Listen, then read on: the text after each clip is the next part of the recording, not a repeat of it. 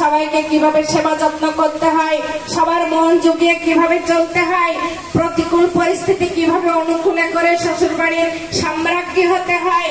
তিনি বললেন যে সব দিকে নজর যদি না থাকে তাহলে ভালো মা হওয়া যায় না, ভালো গৃহিণী হওয়া যায় না।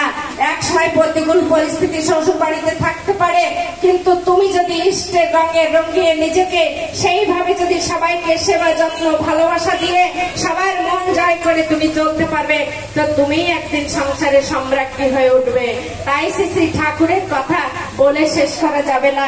সময় খুব হয়ে গেছে, সময় হয়ে গেছে।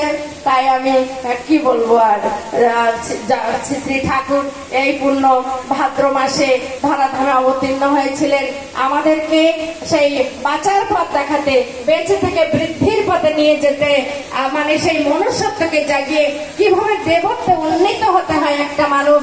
তাই যজন যাজন ইষ্টবৃত্তি সস্তেনী সদাচার এর একটাও বাদ দিলে আমরা সেই দেবত্বে উন্নীত হতে পারবো না। তাই আমাদের সেই সাধনা, সেই ভোর রাত্রের থেকে আমাদের জীবন সাধনা প্রতিদিন শুরু হয়। আমাদের একটু এখানে চুলকিয়ে হাত ধুতে হয়, নাকে মুখে হাত দিয়ে হাত ধুতে হয়।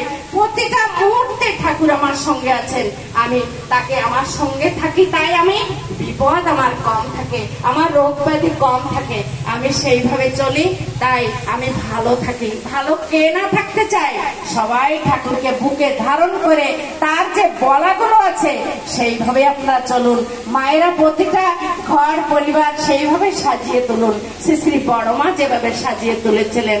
তাহলে সংসার সুখের এই রমণীর গুণে আলাস প্রাণ প্রতি যদি থাকে তার শোনে। তাই আমি এইটুকু বলে প্রত্যেকের দয়ালয় শ্রী চরণে মঙ্গল প্রার্থনা জানিয়ে আমার বলা এখানে শেষ করলাম। জয়।